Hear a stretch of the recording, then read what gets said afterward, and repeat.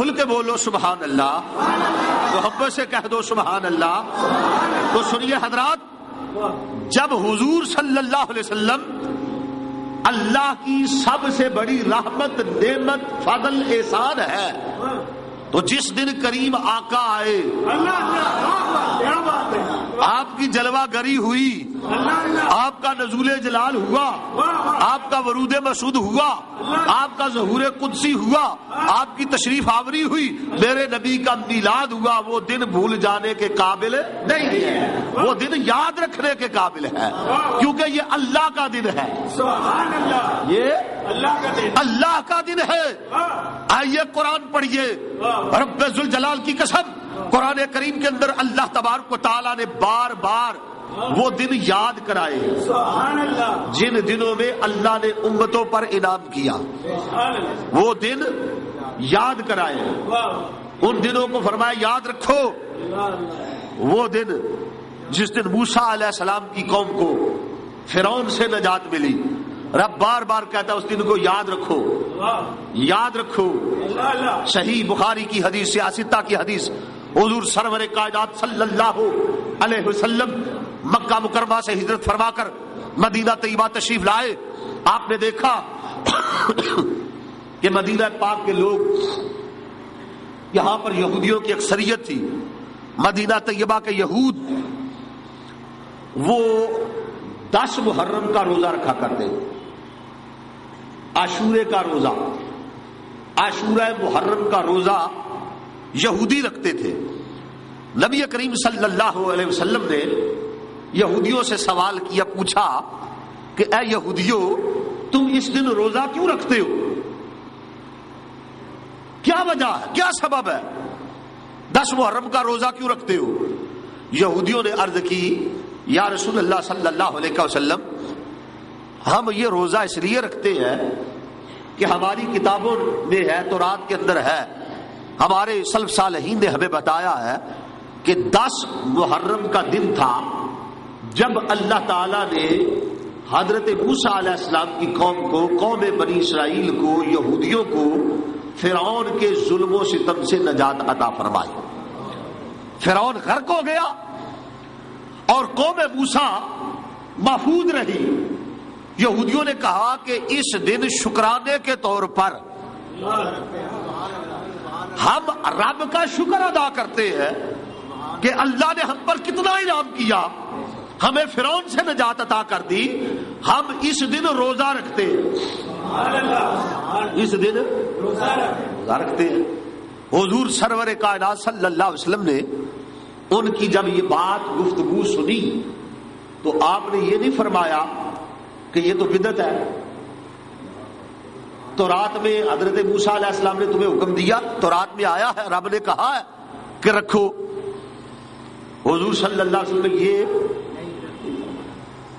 یہ بھی نہیں فرمایا کہ ہزاروں سال گزر گئے، موسیٰ علیہ السلام کو اس واقعے کو تم آج تک کس کی یاد بناتے ہو؟ یہ تو جائز ہی نہیں ہے، یہ تو طریقہ درست نہیں ہے، یاد تو نہیں بنانی چاہیے، بس جو ہو گیا سو ہو گیا، اب کرنے کا کیا فائدہ۔ حضور صلی اللہ علیہ وسلم نے یہ، بلکہ میرے کریم آقا نے جب یہودیوں کی یہ بات سنی تو اپنے صحابہ سے فرمایا،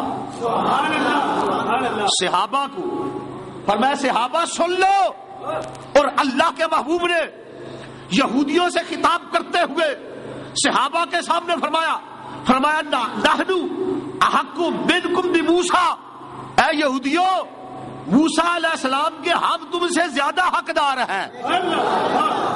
موسیٰ علیہ السلام تمہارے کیا لگتے ہیں، تم تو ان کی تعلیمات پر عمل نہیں کرتے، ہاں ہم مسلمان موسیٰ علیہ السلام کے زیادہ حقدار ہیں، موسیٰ علیہ السلام کا حق تم سے زیادہ ہم پر ہے، ہمارا موسیٰ علیہ السلام پر تم سے زیادہ حق ہے، ہم ان کے زیادہ حقدار ہیں، کیونکہ وہ بھی اللہ کے نبی اور رسول ہے، میں بھی اللہ کا نبی اور رسول ہوں۔ آپ نے صحابہ سے فرمایا صحابہ سن لو، یہ فقط ایک دن کا روزہ رکھتے ہیں، 10 محرم کا روزہ رکھتے ہیں، تم ان کی مخالفت کرو، ایک نہیں تم 2 دن کے روزے رکھا کرو،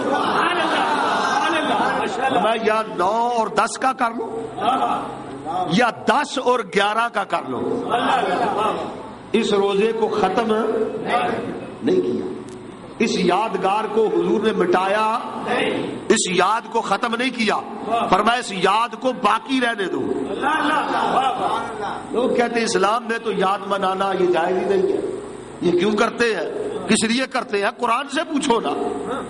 وہ دن بطور یادگار یہودی مناتے تھے، اللہ کے نبی نے مسلمانوں سے، صحابہ سے فرمایا اگر یہ مناتے ہیں، یہ تھوڑا مناتے ہیں، تم ان سے زیادہ منایا کرو۔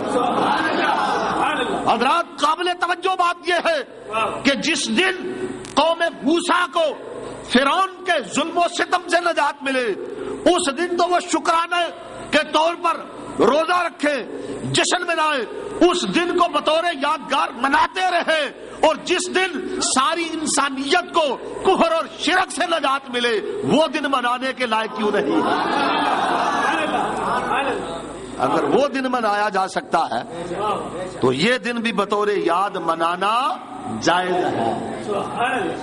یہ منشاء خدا اور مصطفیٰ کے عین مطابق ہے، اس کے اندر کوئی شرک والی بات، کوئی ایسی بات نہیں ہے۔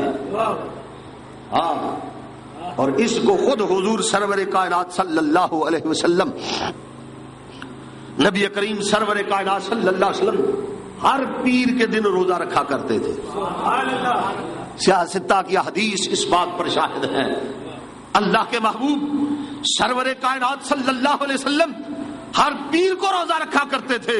صحابہ نے عرض کی آقا اس میں حکمت کیا ہے، اس میں راز کیا ہے کہ آپ ہر پیر کو روزہ رکھتے ہیں؟ اللہ کے محبوب سرور کائنات صلی اللہ علیہ وسلم نے فرمایا صحابہ میں پیر کے دن کا روزہ اس لیے رکھتا ہوں کہ اللہ تبارک و تعالیٰ نے میرا میلاد پیر کے دن کو کرایا، پیر کے دن کو میرا میلاد ہوا ہے۔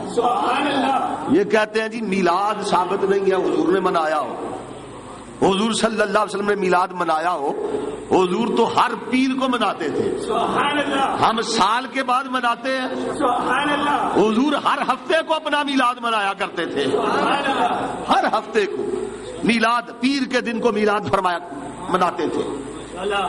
بعض لوگ یہ کہتے ہیں جی بڑے اعتراضات، بڑی بدبختی ہے، ان کی نادانی ہے، جہالت ہے، وہ لوگ حضور صلی اللہ علیہ وسلم کے میلاد پر اعتراض کرتے ہیں۔ کوئی کہتا ہے جی میلاد تو ٹھیک ہے لیکن یہ عید نہیں کہنا چاہیے، آپ اس دن کو عید کیوں کہتے ہیں؟ عیدیں تو اسلام میں فقط دو ہے، تیسری عید کا تصور کوئی نہیں۔ یہ اسلام کے اندر ایک بات کو آپ اپنی طرف سے بڑھا رہے ہیں، تیسری عید کو شامل کر رہے ہیں، یہ زیادتی ہے، یہ بدعت ہے، یہ جائز نہیں ہے۔ بس دو عیدیں ہیں، عید الفطر ہے، عید الاضحیٰ ہے، یہ تیسری عید کہاں سے آئی؟ میں کہتا ہوں کاش ان لوگوں نے قرآن پڑھا ہوتا، کاش انہیں حدیث کی سمجھ آ گئی ہوتی، انہیں حدیث کو پڑھا ہوتا، قرآن پڑھا ہوتا۔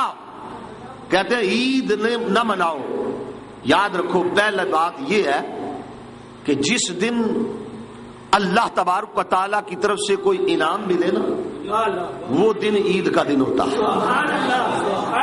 عید کا معنی خوشی بھی ہے، عید کا معنی عود ہے، لوٹ کر آنے والا دن، یعنی بار بار وہ دن آئے، بار بار یاد کرو، بار بار خوشی مناؤ، تو عید کا دن خوشی کا دن ہے۔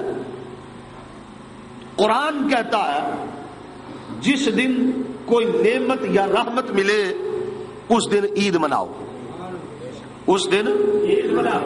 حضرت عیسیٰ علیہ السلام کی قوم عیسیٰ پر جب قحط سالی آئی، انہیں بھوک لگی، حضرت عیسیٰ علیہ السلام کے دروازے پر گئے اور جا کر کہنے لگے کہ اے اللہ کے نبی آپ رب کی بارگاہ میں ہمارے لیے دعا کریں کہ اللہ تبارک و تعالیٰ پکا پکایا کھانا ہم پر نازل کر دے۔